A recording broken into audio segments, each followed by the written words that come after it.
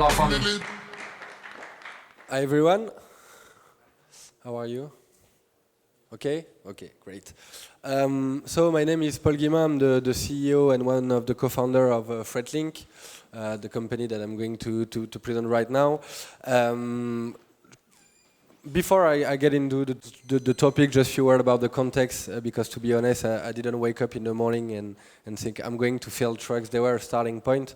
And basically, the starting point was that I led a digital agency for a bit more than 4 years. And one day, I met a guy from a trucking company that asked me to develop a transport management system, which is a software for trucking companies. And at that time, I had like 25 developers in my agency. Just assign 3 or 4 of them on the project, on the blueprint, and start to develop all the features about transmission orders, maintenance, management of the drivers, etc. And I discovered this incredible, unsexiest $1 trillion market, the trucking industry, a market at the really beginning of its digital transformation, blah, blah, blah, blah, blah, blah, archaic process, etc. But when you say that, you don't really basically say something. The question was, what is the problem on the market? What are the different challenges that we'll face in the next few years, and how we can try to leverage the technology and all the different models that we have today to improve and to make a better world for the trucking industry. The first thing to say, the first thing I'd say on this market is that it's a giant market. Something that you have to know, just to give you a figure, the trucking industry market is 3 times bigger than the car sharing market, 3 times the Uber and the other market, giant market. 99% of the goods are shipped by the road, and there are more than 500,000 trucking companies all across Europe with a very fragmented market. I'm going now to talk about I would say the problem. I think that we have a solution, but the thing is, what is the problem? And I prefer to present the problem and make sure that it's enough, of course, to start a company and that there is something to do. So I will start with the first problem that we saw on the market, and the first one is the lack of transparency. In the trucking industry, 1 load out of 2 is re-forwarded more than once. What does it mean? Is that there are a multiplication of intermediates in the chain between the shipper and the trucking company. Brokers, freight exchange platform, trucking company that I have the right to re-forward 15% of their load if they don't have the capacity. What does it mean? Is that between Carrefour and the small size trucking company, most of the time you have 1, 2, 3, 4, 5 intermediates that generate a big lack of transparency on pricing, of course, on identity and reliability of the trucking company. The problem that appears every day is that you are Carrefour and you are in your warehouse and you see transport D with arriving, but you don't know transport D. So you don't let the trucks get into the warehouse. But you understand that the transport D works for the transport C, and etc. in the chain. So big lack of transparency on the identity and the reliability. And the third thing is the lack of transparency in the tracking. And what I found really interesting in that topic is that most of the people think that it's a technological problem, but it's not. Again, it's due to the I would say, organization of the market, this cascade of subcontractors. You don't know who you have to track, who will be the final forwardee. So basically, you contract the shipment. It's been a while that we've been knowing how to track a shipment with a GPS or whatever, but again, it's the problem due to the organization of the market.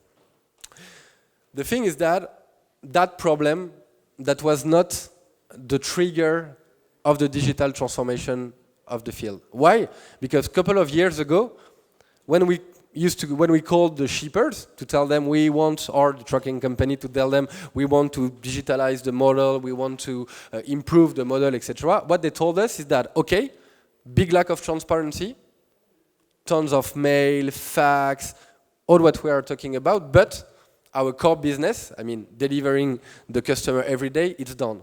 So basically, our customers are delivered every day basically on the amount of price that has been negotiated. So they were not a big challenge or initiative in the big shippers to switch on a new model. What really changed and what was really the trigger of the transformation on the market is the lack of capacity in Europe. We are the less and less drivers, a big problem of attractiveness of the job. We are missing 15,000 drivers in Europe. Less and less trucking companies, small-size trucking companies that disappeared over the past years to all the competition that they have to face in Europe. European laws that are getting more and more difficult for foreign trucking companies to work over France. All the European laws are getting more harder for them to come to work in France. And the last one, which is for us one of the most interesting because we have a big lever on it, is that the long tail can't compete. 90% of the trucking companies in Europe are a familiar trucking company, small-size regional trucking company with 2 or 3 trucks, dad driving one of those trucks, and the son who is at the office, not to say in the kitchen at home, in the freight exchange platform trying to find extra freight for his dad. For all the reasons that you can imagine, they don't have the market and sales department to go on Carrefour or Procter & Gamble tenders. They don't have the training, they don't have the tools. It's 2 words that want to collaborate, but for all the reasons that you can imagine, that experience difficulties in their collaboration. The third problem that we see is that we think that the current process to purchase and to manage transportation shows its limits. Today, the way a shipper is trying to secure his transportation plan, he will send grids to hundreds or thousands of trucking companies with his transportation plan, all the lanes that he has to deliver on, and he will ask the trucking companies, just give me your price. 2 problems about that. The first thing is that the traditional tender don't work anymore as the market is really dynamic. The tender is really static. You launch it every year or every 2 years. But the problem is that the trucking company will answers the tender with like the current situation of his activity. He say, not only, as we all know, it's not a really data-driven pricing. Yes, put 500 on this one, I want to get more loan on the north. So it's not really a data-driven pricing. And again, 6 months later, once the tender is implemented in the warehouse, the operational reality is not the same anymore. Because 6 months later, the trucking company, he lost a lane, he lost a driver, he lost a customer. He don't go to Berlin Tuesday, Wednesday, or Friday, so he can't deliver in the same price. And when you call the trucking company, either he tells you, I can't do it, or he will tell you, I can do it, but not for 600 euro, for 900 euro. And every time a load is not taken by the rank 1, the trucking company, he will go on the spot market. Spot market, you call the broker in a big urgency situation and ask for a truck. And of course, when you call the broker at 6 p.m. to find a truck, it's not 600 euro anymore. It's 900 euro, of course, because you are in an horrible situation. Today, 27% of what has been contractualized in the tenders goes on the spot market. The second thing is that, and what we believe is going to change in the next year, is the way the commercial model. Today, we buy the transportation plan, on a pure price base per lane. How much are you for Paris to Berlin? 1,000, 100, 300, 100, 200. But the problem is that for us, the price, it doesn't mean anything if it comes alone on the trucking industry. Why? Because the offer on the trucking industry is a triptych between price, capacity, and service rate. Just give you an example. You pay 550 euro to go from Paris to Lyon. It's been 10 years. You don't even hear about the trucking company that goes every day. You launch a tender and you have it for a trucking company, propose it for 450 euro. You save 100 euro per shipment. just calculate, wow, how many million will I save? Really interesting. I'm going to go with that carrier. But the problem is that 1 time out of 3, it doesn't deliver, or it doesn't deliver at the same price, and you lose maybe 10% of service rate. You have non-quality cost, management cost, penalty when you deliver Carrefour or the GMS. When you are late, you have to pay penalties as well. So at the end of the day, the global cost of your transport was not 450, that was 700 euro.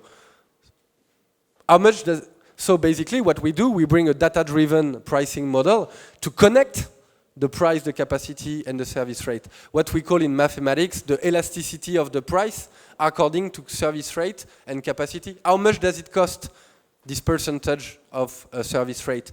And if I pay 30 more euro on that lane to buy this 1% of service rate, how much will I save in terms of penalty, non-quality cost, etc. So we think that it's a brand new model of pricing that we have to bring in the transport industry. Of course, solutions already exist on the field. The market didn't wait for Fretlink to address those problematics, but the feeling that we have, and we see a lot of players and different solutions on the market, we have the feeling that most of the solutions, they are trying to improve the existing system instead of inventing a brand new model. What I call switching from the candle to light is that everyone is trying to improve with TMS, a matching platform, tracking platform, or whatever. They are trying to improve the existing model. We want to switch to a brand new model, real-time sourcing, dynamic sourcing, automation, and data-driven operation. And that's where we have decided to build with Fretlink. We build a new standard of collaboration between the shippers and the trucking company. And what we do every day, it's our mission, we connect them through an automated and data-driven platform to help them secure, manage, and optimize their transportation plan. We have 3 value propositions at Fretlink: secure, manage, and optimize. Secure, for that we build the largest network of reliable and connected trucking companies to answer our shippers' need everywhere in Europe. But the second thing is to manage operation. Because the problem that they will have to face by developing a regional supply, it's a problem of standardization. Okay, I'm going to work with 3 new regional suppliers, but the first one, I have to send a mail. The second one, I have to send a fax. And the third one is a bit more digitalized, and you have a website where you can put your orders in. 3 different trucking companies, 3 different processes. What we do is that we standardize the relation with our network of trucking companies through our platform, that we can, of course, help them to better manage their operation. And the third one is to optimize transportation plan and organization. Of course, as soon as we've switched from the paperwork to a software as a service, and that we digitalize the shippers and carrier library, of course, we will be able to optimize the transportation plan.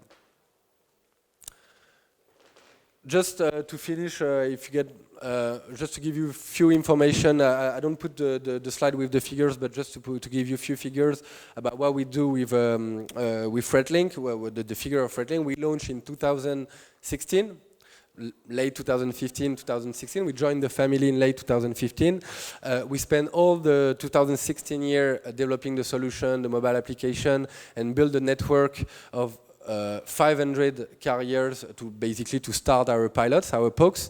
And in the beginning of 2017, we started with Carrefour, Procter & Gamble, and 2 other ones to basically try our product. And we had great feedbacks from them. I think that the promise was really delivered, and that's what they expected. That allowed us to raise the first 6 million Series A back in April 2017. 2 years ago, and in 2 years we grew from 10 to 80 people in the company, to 1 million turnover in 2017, to 15 million turnover in 2018, and from 500 carriers to 5,000 trucking companies on our platform. And the last thing is that a couple of weeks ago we raised our Series B, 25 million Series B, and we are now opening Belgium, Germany, and Poland to expand our model. The path is in front of you, is made of very different steps. Yes, I just wanted to finish that talk with basically sort of, I don't know if it's an advice, but something I really believe on, and the different steps that we had to go through with Fretlink. The first one is manifest. A lot of people ask us, how did we do to start the business as we are working with Nestlé, Danone, those big corporates? How did you do with like 3 interns and an Excel 5 to start the relation? I think that the first step is to manifest, is to show them that you are true in the vision. So we started with a lot of content marketing to talk about the problem better than the solution. We start to write a lot of articles about, do you have any problem on the tracking, on the securization of your transportation plan, trying to test different value proposition and to show that we had a good team, that we had a good vision, and that probably we would be an interesting player to change something in that industry. We didn't even basically talk about the solution at the beginning, just to show that there is a problem and that we managed to gather the different ingredients to solve that problem. And even if we know that it will take time to solve all the problem, but we managed to gather the ingredients on the right problem, and we have some traction. We had some traction on the market on this problematic.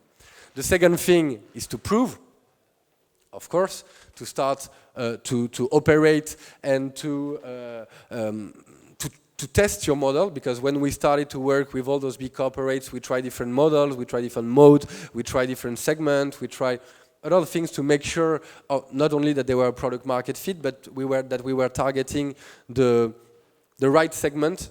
At Fretlink, we started to work with, I would say, 3 segments in the trucking industry that are not that are pretty close, but on 3 different topics at Fretlink. And after a couple of months, we decided we managed to know where were our value proposition, what kind of customer we wanted to address, how we could address this kind of customers.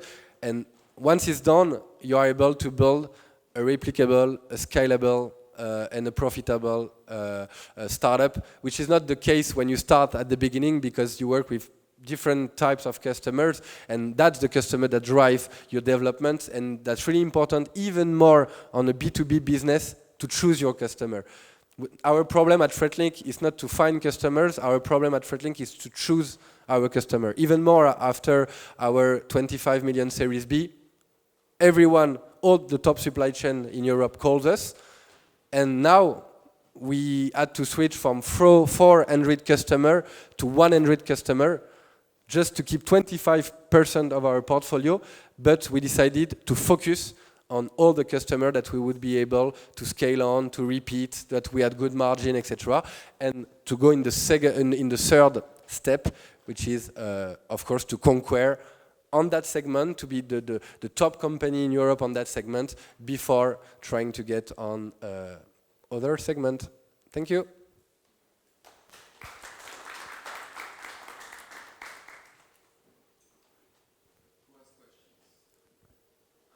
Where is the competition? Let's start with the competition.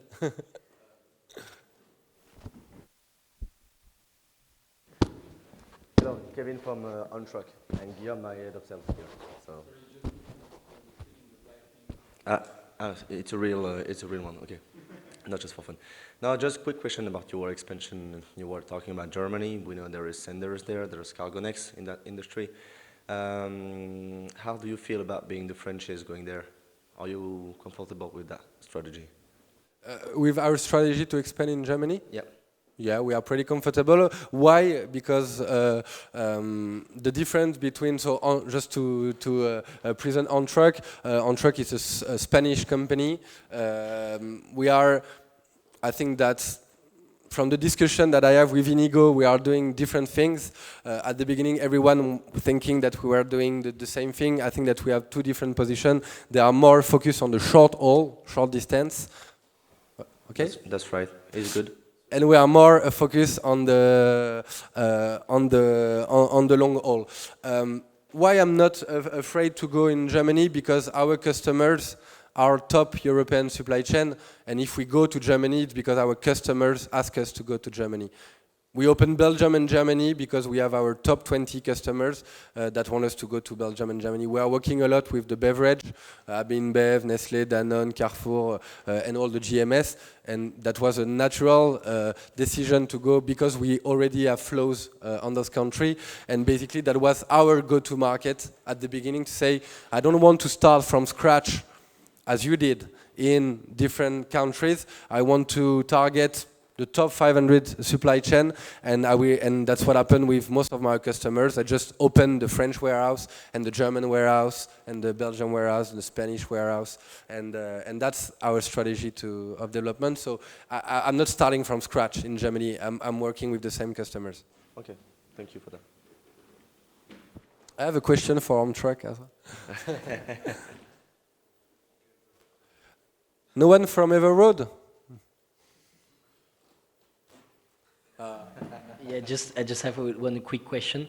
What's your plan in terms of human resources for Germany, Belgium? Because we face difficulty at Everos to open new countries and to find a good profile. That's a good question. We have different strategies, and I think that we are going to use all the different types of strategy. We have 3 different countries, and we will probably have 3 different strategies for every country. I think that we will make some acquire. After the Series B, there are a lot of companies that won't be able to raise behind that are now calling us. I'm sure maybe you as well, to be acquired. We found some great teams in Europe. 5, 8, 10 people that raise a seed, sometimes a Series A, and that come from the Series A or Series B, and that the investors or the VC world say there are a couple of players that are a bit ahead, that's going to be complicated. So that's a good opportunity to acquire those companies, which is more acquiring than an acquisition, but that could be interesting. The second one is that we could buy players, forwarders basically, to get a networks in different countries, and the third one is to start from scratch, what we will probably do in one of those countries. Thank you. I have a question for Everroad as well. I was wondering, when did you know it was the good time to go to Germany, Belgium, etc., and not before, because you had those clients before, no? Early on? I went them when they asked me to go. And at the beginning, they wanted to make sure that I was able to operate on the French market. And once that was validated and that they had like a big trust in our team and operation, they just asked us to spread our operation in Germany and Belgium. And we just did it when they asked us to do so. Okay, easy. And the second, you had a second question? No, only that. Yeah. Are you more focusing on producers and retailers or on logistic operators and freight forwarders? No, I think it's I'm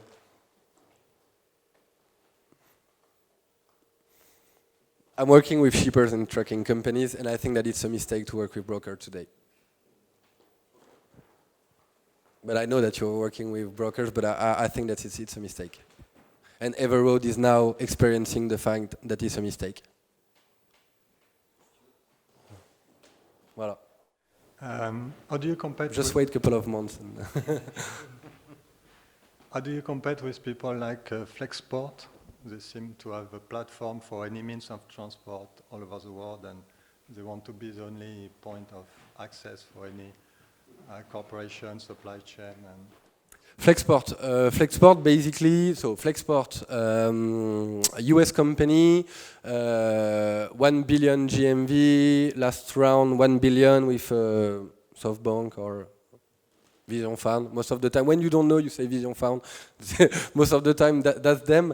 And it's more ocean freight, basically. So they are more working with the, I would say, the ocean freight operators, and they want, of course, to build an end-to-end approach, but more by building partnership. of course, they said that they're now trying to go on the road freight, but I think that their core business is more the ocean freight, so it's an ocean freight broker, and they will trying to offer an end-to-end vision to their customers, as all of us, but they are not really managing the trucking part. They are more trying to build partnership.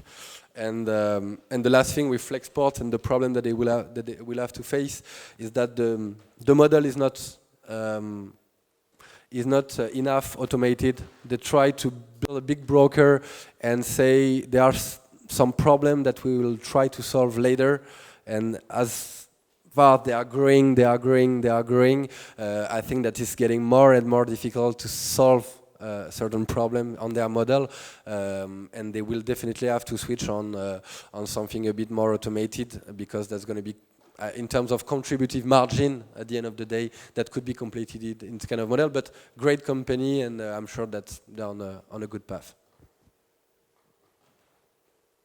That answer your question?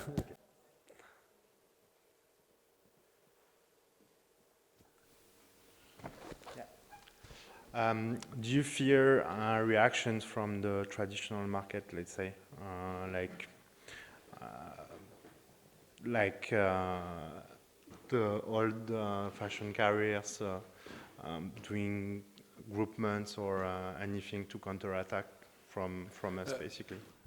So, when you from the market, there are different players in the market, and we are in different situation. You talk about the groupement.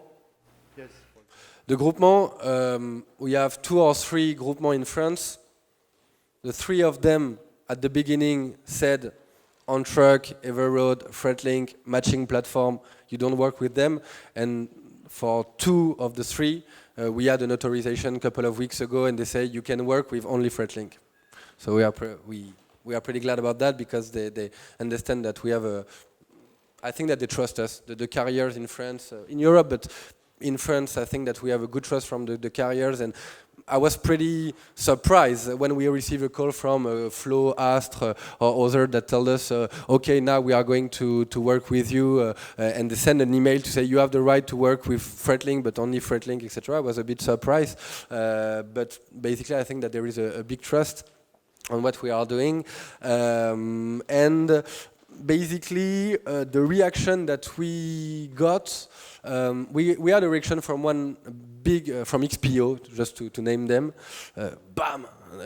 I was not to name them, but finally, from XPO, yeah, we target a big customer, one of those, of their big shipper, and the CEO of this big shipper, of XPO, called the CEO of the big shipper and tell them, if you continue to work with Fretlink, tomorrow I will just drop all your merchandise on the platform. And they had to call us and say, we can't let you in because we have a problem, which is the best situation. Of course, I was a bit disappointed because I wanted to get the business, but on the other side, I was thinking, something is happening. And when the customers, and it's one of the big supply chain in Europe, say, okay, we can't work with you because basically, look, we have the gun on the head and we can't do anything, but don't worry, we are going to fuck them. It's a good situation because it will take a bit more time, but the customer says, okay, you want to play like that? We want to work with Fretlink, you are doing this kind of shit? Okay. Wait a bit, but we will be back with a big Fretlink, and one day you won't understand what is happening, and you prefer to get the customers on that situation than something else.